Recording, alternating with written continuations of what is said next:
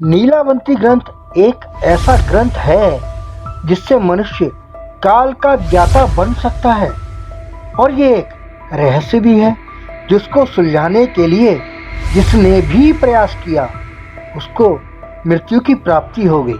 आइए जानते हैं इस रहस्यमय ग्रंथ के बारे में। एक शापित ग्रंथ जिसे पढ़ने वाला या तो पागल हो जाता है या हो जाती है उसकी मौत। क्या आपने ऐसे किसी ग्रंथ के बारे में सुना है जिसे पढ़ते ही व्यक्ति की मौत हो जाती हो या वह पागल हो जाता हो?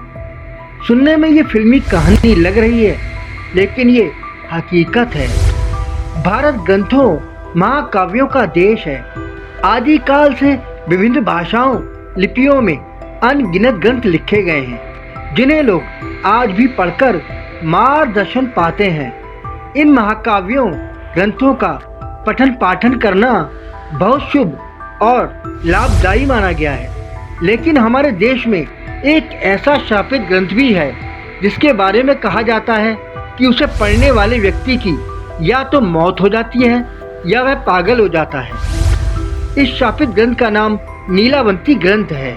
नीलावंती ग्रंथ को एक नीलावंती नाम की यक्षिणी ने लिखा था, लेकिन लिखने के बाद किसी कारणवश श्राप दे दिया था कि जो भी व्यक्ति इस ग्रंथ को बुरी नीयत से पढ़ेगा उसकी मृत्यु हो जाएगी। जो व्यक्ति नीलावंती ग्रंथ को अधूरा पढ़ेगा वह पागल हो जाएगा, उसका मानसिक संतुलन बिगड़ जाएगा।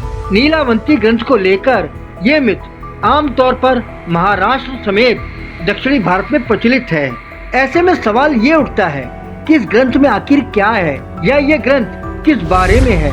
इसका जवाब है कि ये एक ऐसा ग्रंथ है जिसके अध्ययन से व्यक्ति पशु पक्षियों से बात करने में सक्षम हो सकता है या किसी गड़े हुए खजाने का पता लगा सकता है, लेकिन इस ग्रंथ को मिले श्राप के कारण ऐसा संभव नहीं हो पाता है।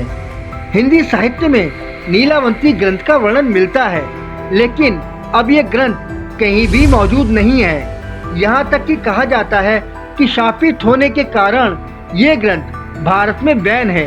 हालांकि इंटरनेट पर नीलावंती ग्रंथ के कुछ अंश मिलते हैं। नीलावंती ग्रंथ को लेकर कुछ लोग ये मानते हैं कि ये ग्रंथ विभिन्न तंत्र मंत्र और ज्योतिष विद्याओं के सूत्रों का संग्रह है और इसे पढ़कर कोई भी व्यक्ति अनेक समस्याओं का समाधान प्राप्त कर सकता है।